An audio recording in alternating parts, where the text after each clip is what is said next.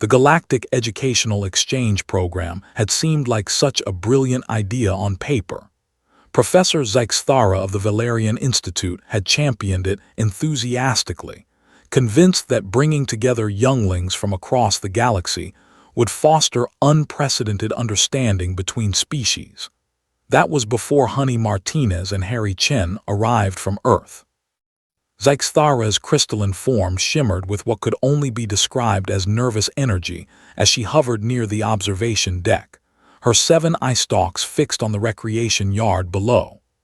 Around her, a dozen other educators from various species had gathered, their attention similarly riveted to the 2 human children currently engaged in what they called recess.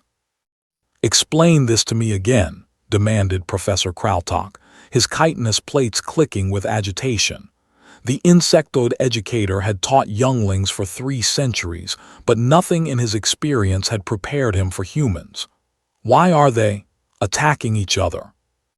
Zykthara consulted her datapad, her translator struggling with the Earth concept. "They call it tag. Apparently, it is a recreational activity." "Recreational?" Instructor Melm's gelatinous body quivered in disbelief. The male just executed a tactical flanking maneuver. The female countered with a dodge pattern that would make our military academy students envious. Down in the yard, Harry sprinted across the synthetic grass at speeds that shouldn't have been possible for a being his size. His cardiovascular system, a terrifyingly efficient organ that the humans called a heart, pumped oxygenated blood through his Deathworlder body with ruthless precision. He had been chasing Honey for approximately 4 minutes without showing signs of fatigue. 4 minutes.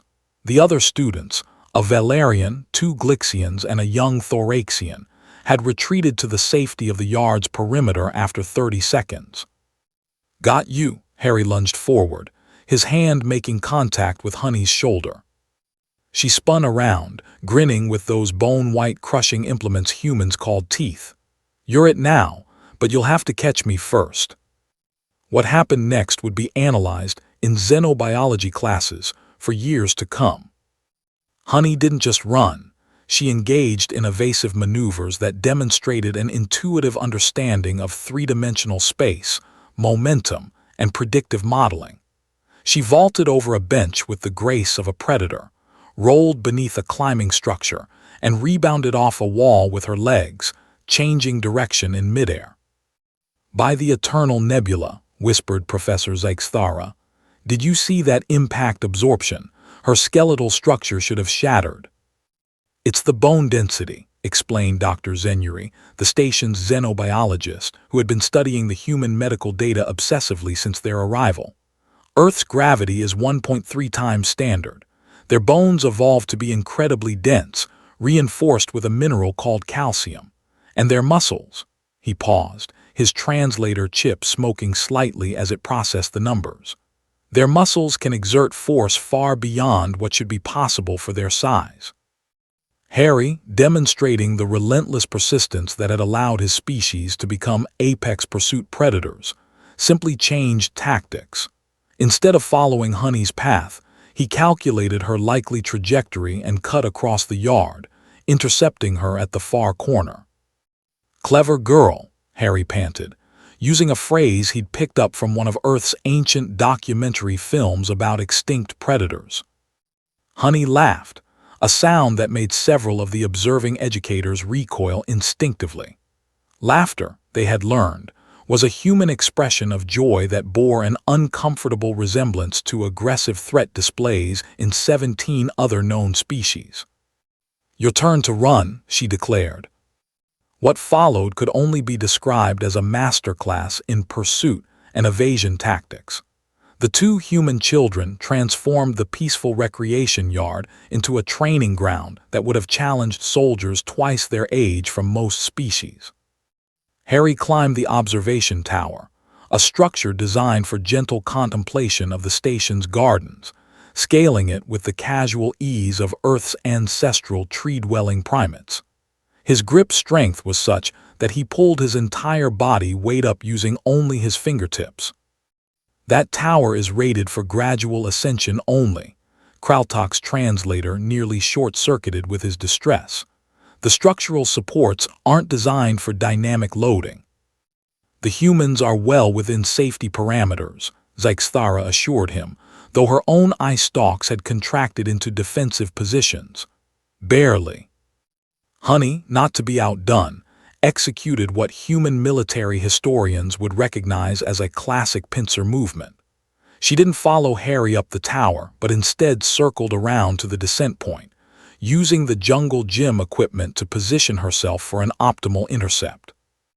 The other young students watched in a mixture of awe and terror.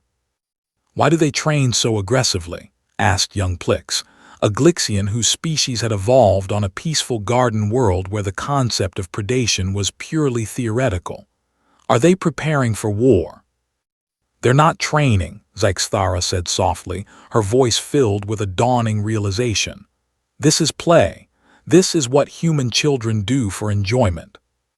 The implications settled over the observation deck like a gravitational field. These weren't soldiers. They weren't warriors undergoing conditioning. They were 8-year-old children engaging in activities their species considered fun, leisure, recreation. Their world must be. Dr. Zenyuri couldn't finish the sentence. "A nightmare," Krautak completed grimly. "A beautiful, terrible nightmare." Earth, the educators had learned, was classified as a Class 12 Deathworld, a designation reserved for planets so hostile that the Galactic Council had standing orders to avoid them. Extreme weather patterns, tectonic instability, an atmosphere with dangerously high oxygen content that made everything more flammable, predators at every level of the ecosystem. And yet somehow, humanity had not just survived but thrived. Down below, the game had evolved. Harry had caught Honey, and now they were engaged in something they called hide and seek. "I'll count to 50, Harry announced, covering his eyes with his hands. 1, 2, 3. Honey vanished into the recreation yard's various structures with the efficiency of a trained infiltration specialist. She squeezed into spaces that shouldn't have accommodated her flexible endoskeleton, utilized shadow coverage that demonstrated an innate understanding of sight lines, and controlled her breathing to minimize detection, all skills that would take other species years of military training to develop. 38, 39, 40. When Harry began his search, he didn't rely solely on vision. His head swiveled, tracking sounds. His nostrils flared, analyzing scent molecules in the air. Humans, the educators had discovered, possessed redundant sensory systems that made them terrifyingly difficult to evade. "I can hear you breathing," Harry called out cheerfully. It was a bluff. Honey had actually controlled her breathing to near silence, but it demonstrated psychological warfare tactics that most species didn't develop until adolescence. The search continued for 6 minutes before Harry discovered Honey wedged inside a maintenance access panel that hadn't been opened in months. "How did you even fit in there?" Harry marveled. Honey extracted herself with a grin. "Yoga classes. Mom says flexibility is important." "Yoga?" Professor Zykthara consulted her datapad frantically.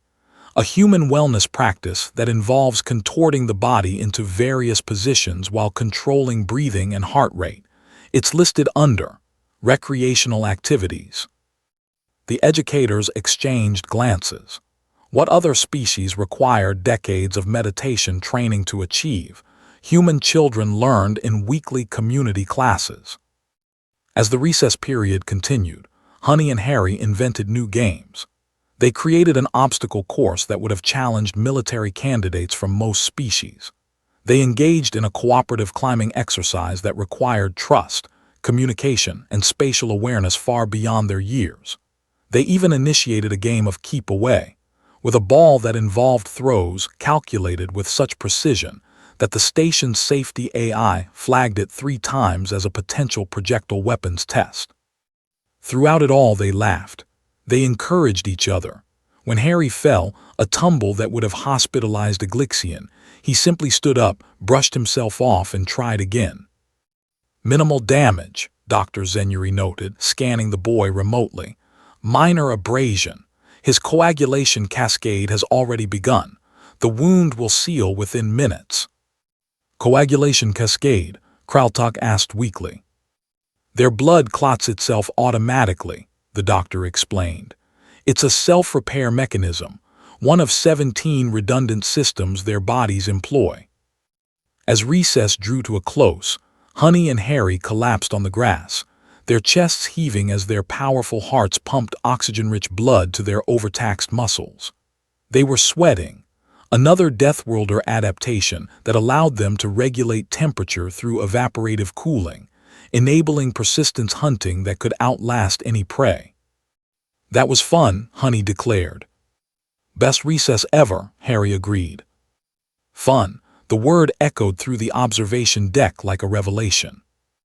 Professor Zykthara made a note in her log.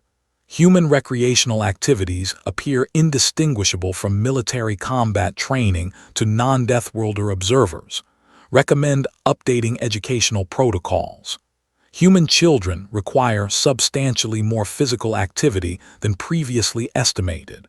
Current safety margins adequate but should be monitored. Most importantly, humanity's dominance in the galaxy may be inevitable not because of their weapons or technology, but because they have weaponized joy itself." As the two human children walked back to the classroom, already planning their next recess adventure, the assembled educators couldn't help but feel a mixture of awe and existential dread. If this was what human children did for fun, what were their adults capable of? The answer, they suspected, was something the galaxy wasn't quite ready to discover. But one thing had become crystalline clear. The Galactic Educational Exchange Program would never be the same, and perhaps, in time, neither would the galaxy. After all, humanity had arrived, and they were just getting started.